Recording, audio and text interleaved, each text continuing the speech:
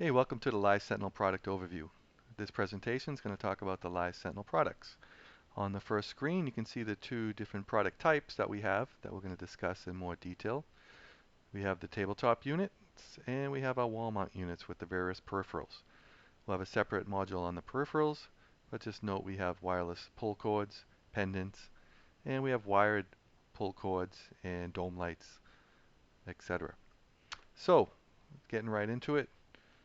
Let's talk about Live Sentinel offers a wide range of nurse call products. Some of our competition has one model and one model, and they try to um, leverage it across different environments. And what we've seen in the previous slide, we have a couple different products, and we have some different twists as well, so that we can get them into more markets. Live Sentinel purchased IGA Care in 2013 and has reestablished manufacturing of the full product line, and we have everything in stock. All the units are voice enabled, and that's a little bit different than our competition. We're a voice enabled PBX nurse call system, so we need to be connected to a PBX or to a phone line. So when the button is pressed, we're going to open a communications path between the patient and the caregiver. That's a little different than some of our competition, which have a wireless nurse call, which when they press the button, it says, okay, they're having a problem in this room, and then the nurse has to physically go there to to see them. And we have peripherals that we talked about in the previous slide.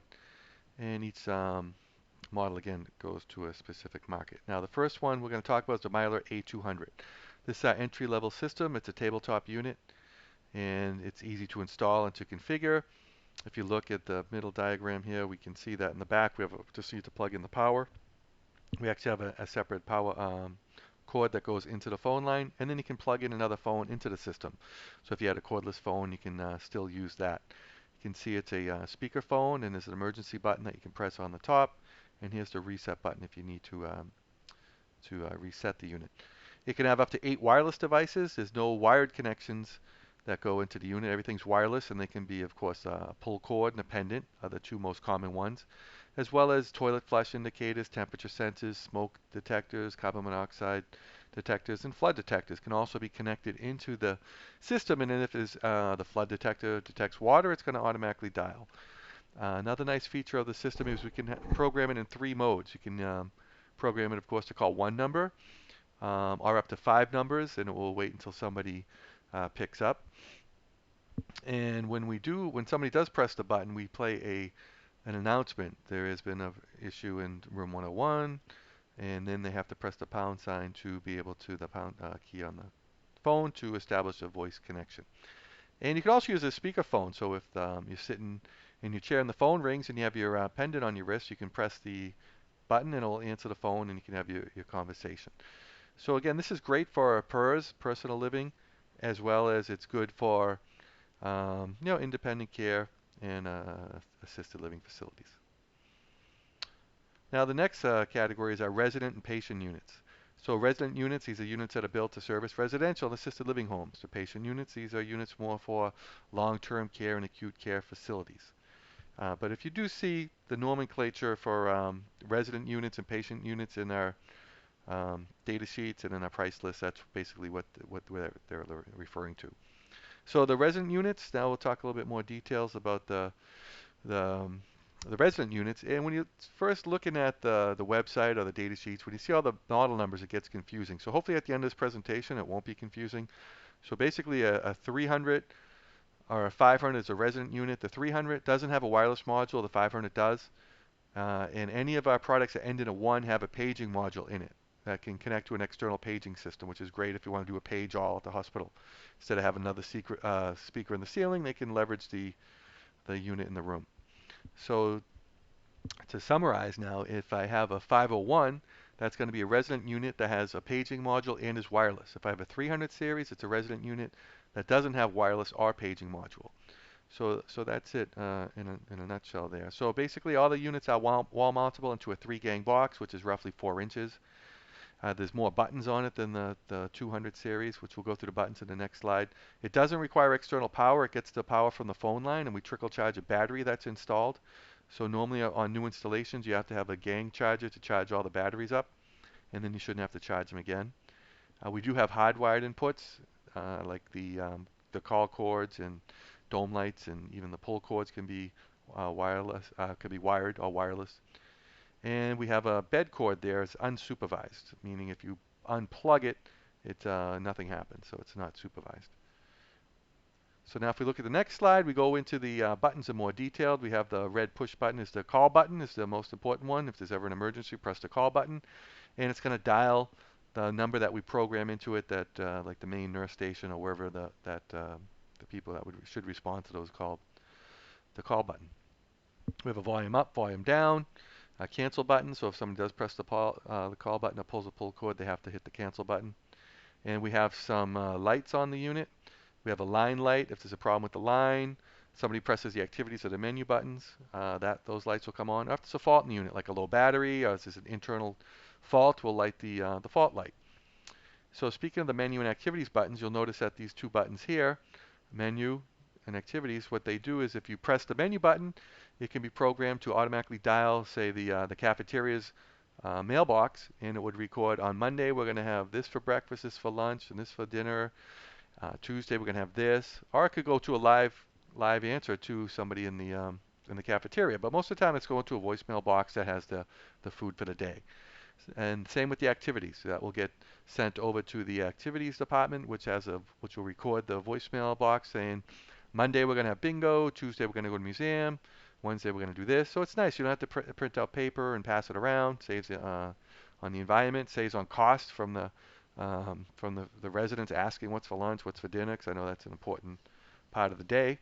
So you can actually save money and offer better service by taking advantage of the menu and activities buttons, which you would program into the unit.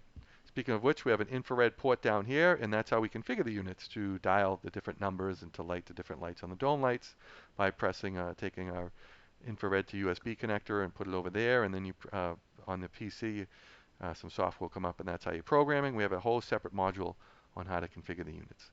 So that's basically the resident units, which could be a 301, a 500, a 501, or 301 would be the resident units with a paging module, without a paging module, with a wireless module, without a wireless module. So now the next series of units is the patient units. Again, these are more for long-term care. Again, the menu and the activities buttons are replaced by a staff and a code blue button. And instead of volume in and volume up, we have a nurse in, nurse out. And the bed cord is supervised. So if somebody does unplug the bed cord, it'll automatically dial, which comes in handy. So if the nurses, I've heard stories where the nurses they're in the room and they need help and they don't want to have to walk over to the unit to press the button. They'll just pull the bed cord out and that'll automatically dial.